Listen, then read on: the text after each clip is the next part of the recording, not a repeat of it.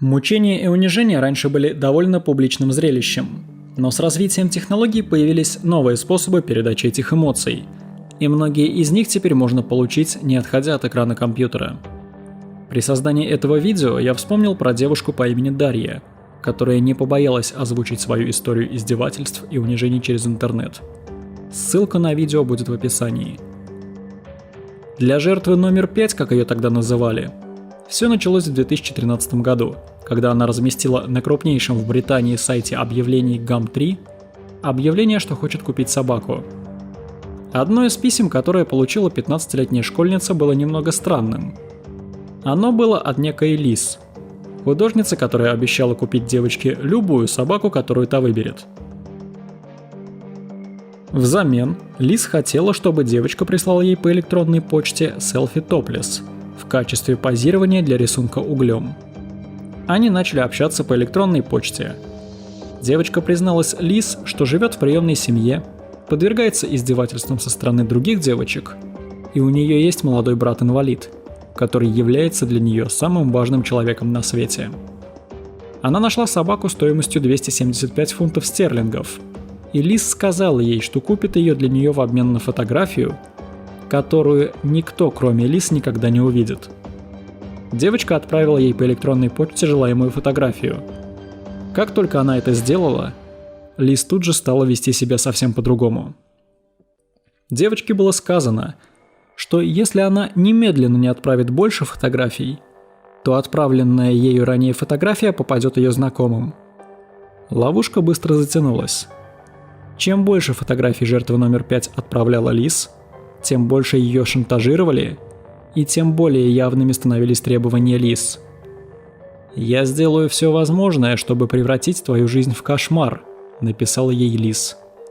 Она пригрозила разослать фотографии всем на своей улице и в школе.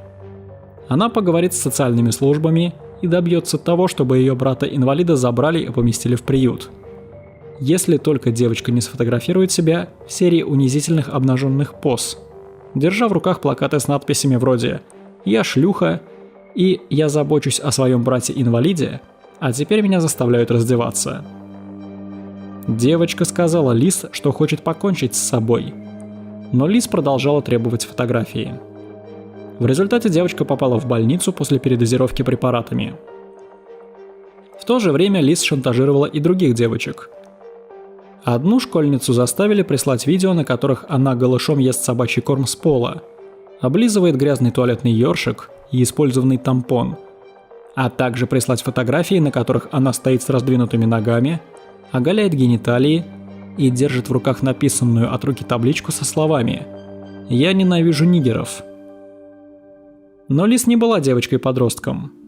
Под этой личностью скрывался Мэтью Фалдер, выпускник Кембриджа среднего класса в возрасте 20 с небольшим лет, живущий двойной жизнью.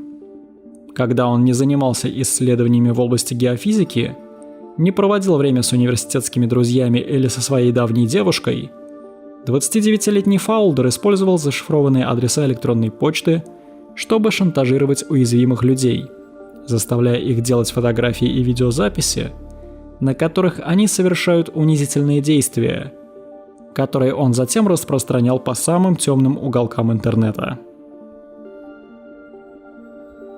По словам прокуроров, Фалдер, выросший в благополучном районе Чешира, обращался со своими жертвами и как с сексуальными объектами, и как с объектами насмешек. В Даркнете он особенно предпочитал видеть детей в позах унижения и боли.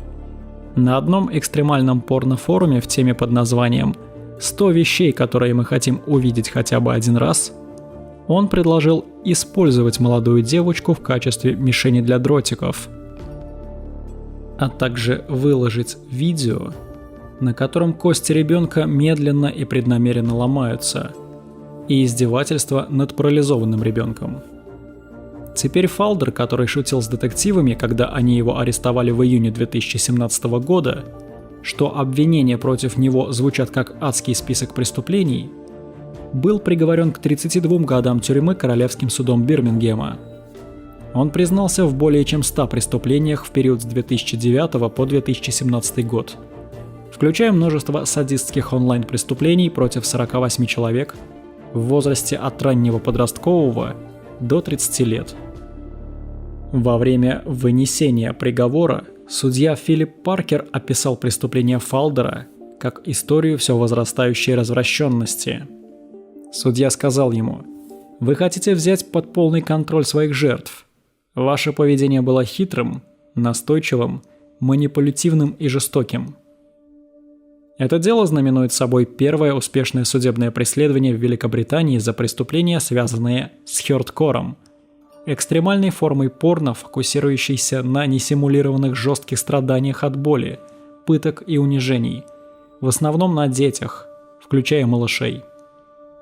Несмотря на то, что Фалдер был плодовитым преступником, он был второстепенным игроком в мире, который настолько тёмен, насколько вы можете себе представить. Я впервые услышала о Фалдере, или по крайней мере о его онлайн-псевдонимах In the Garden, 666 Devil и Evil Mind от ФБР во время расследования в отношении сайта Hurt to the Core в 2013 году. Тогда самый известный сайт Hurt to the Core в Даркнете имел тысячи участников, сотни из которых активно участвовали в обмене материалами о насилии.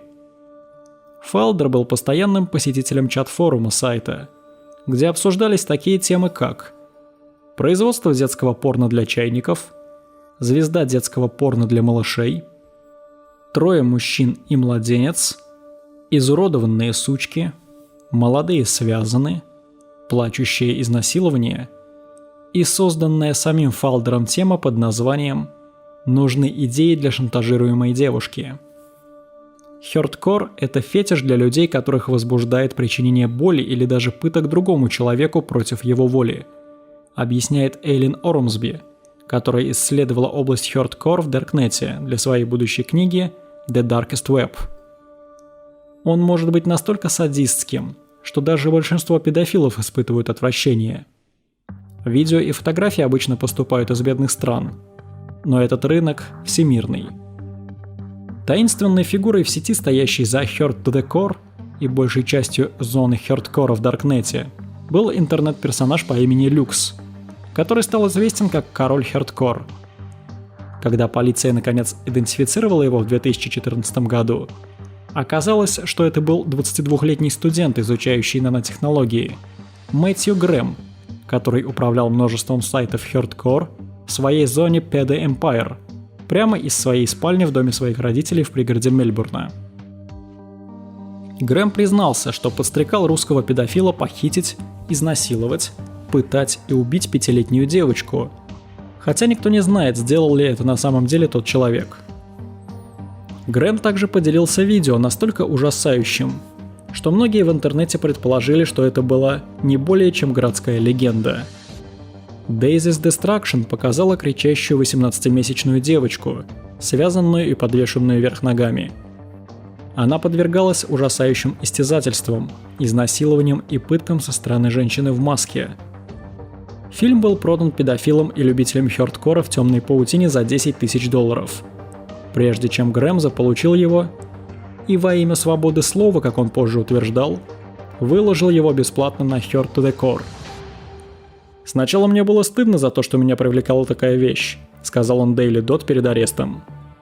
«Но со временем я постепенно стал принимать себя все больше. Только когда я наткнулся на сообщество педофилов Тор, я смог по-настоящему почувствовать себя комфортно со своими влечениями».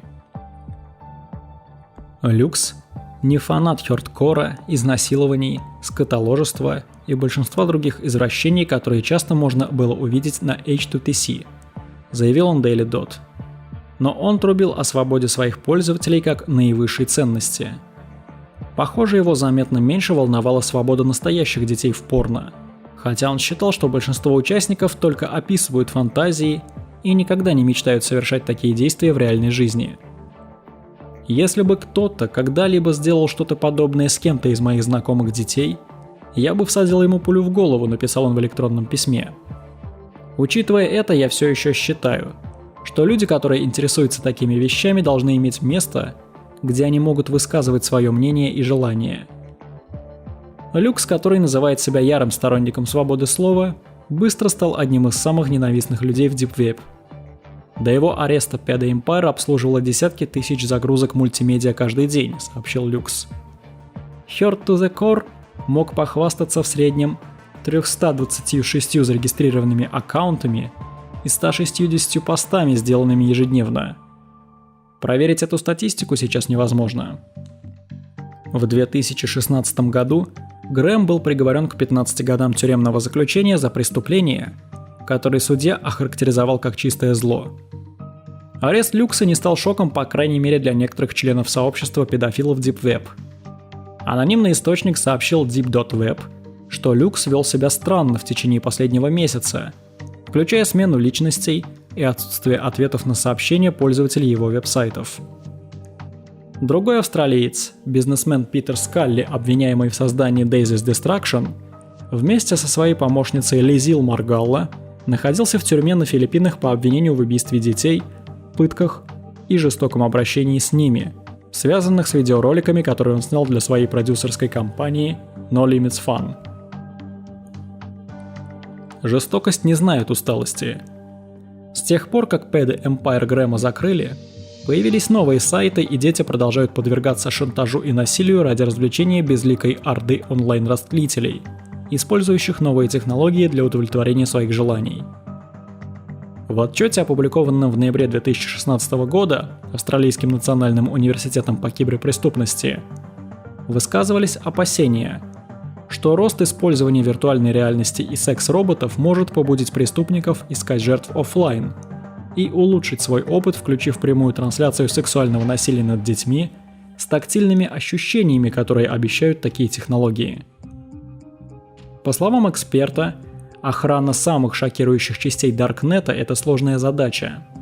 Даркнет создает массу проблем для правоохранительных органов, поскольку они не могут отслеживать пользователей с помощью обычных компьютерных методов. Им приходится полагаться на старомодную детективную работу, пытаться идентифицировать пользователей по признакам на фотографиях и видео или с помощью социальной инженерии, использование обмана для манипулирования людьми с целью получения конфиденциальной или личной информации. В отличие от других темных рынков, таких как рынок оружия и наркотиков, большая часть нелегального порно распространяется среди участников бесплатно, поэтому нет никаких денежных или криптовалютных следов, по которым можно было бы следовать за ними. Работа под прикрытием часто является лучшим методом. Но чтобы получить доступ к самым экстремальным сайтам, участники должны предоставить оригинальные и уникальные материалы, описывающие насилие над детьми, поэтому очевидно, что правоохранительные органы не могут участвовать в этом. Одним из самых сложных элементов для понимания, когда дело касается преступлений хёрдкора, является мотив. И Фалдер, и Грэм едва вышли из подросткового возраста, когда они оказались вовлечены в хёрдкор. Ни в одном из судебных процессов не упоминалось о перенесенной ими серьезной травме или унижении в детстве, которые могли бы вызвать такой восторг от наблюдения за тем, как другим причиняют боль и унижают. Также удивительно, что пробираясь по колено в пейзаже, который изображал почти библейские уровни зла, Фалдер, в частности, смог сохранить эту сторону себя полностью изолированной от своей повседневной жизни. Старшие детективы по делу Фалдера заявили, что хотя большинство преступлений совершаются из-за секса, страсти, денег, мести или ненависти, главным мотивом Фалдера было причинение страданий и унижение другим. За 30 лет работы в правоохранительных органах я никогда не сталкивался с таким ужасающим преступлением, когда единственной целью преступника было причинение такой боли и страданий, сказал Мэтт Саттон, старший следователь NCA. Я думаю, что все сводится к садизму. Жестокость, необходимая для участия в хёрдкоре, просто невообразима для большинства из нас. Даркнет предоставил место для безопасных встреч единомышленников. И тот факт, что существует сообщество, за неимением лучшего слова, может в определенной степени нормализовать их побуждения и действия. Здесь есть элемент попытки превзойти друг друга в развращенности. Современная жестокость осуществляется дистанционно. Преступники скрываются в паутине онлайн-шифрования, в то время как жертвы остаются страдать в тишине. Многие из тех, на кого нацелился Фалдер, несмотря на столь униженное положение, проявили удивительную храбрость, не побоявшись выступить с заявлениями. Они выразили облегчение от того, что его поймали и наказали, но также отметили, как этот конкретный вид жестокости, применяемый тем, кого они никогда не видели во плоти, оставил такой неизгладимый душевный шрам.